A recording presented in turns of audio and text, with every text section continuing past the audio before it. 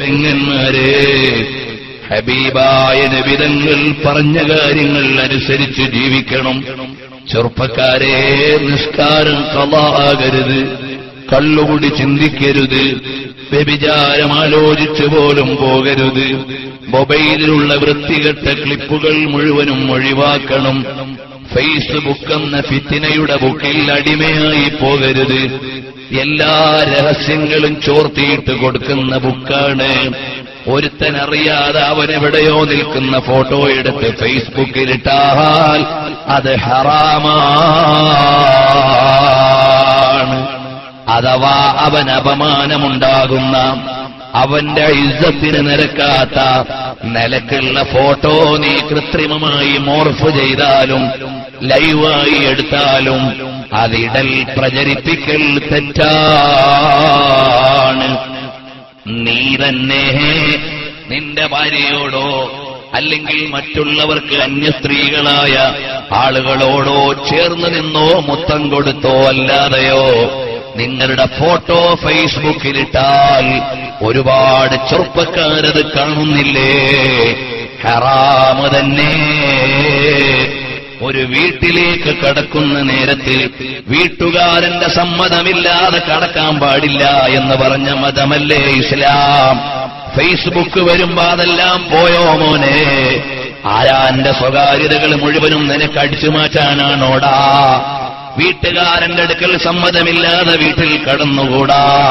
ഒരു വീട്ടിൽ ചെന്ന് ബെല്ലടിച്ചിട്ട് നീ ആ കവാടത്തിനു നേരെ നിൽക്കരുത്.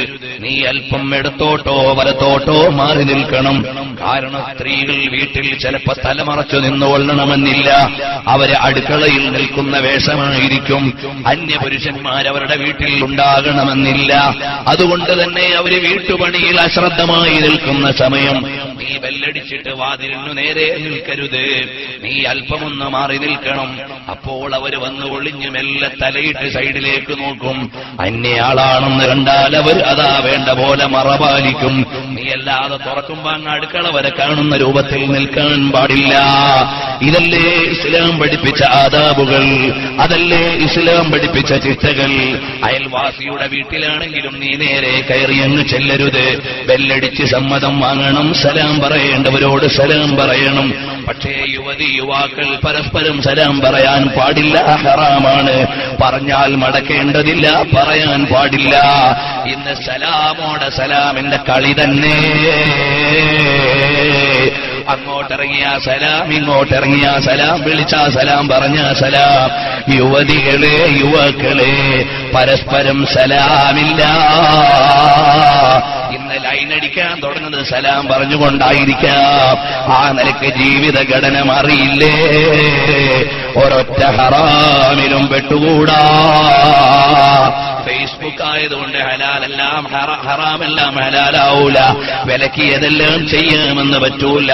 അതുകൊണ്ട് നീ ഹബീബ് സല്ലല്ലാഹു അലൈഹി വസല്ലം തങ്ങളുടെ മതം പാലിക്കണം.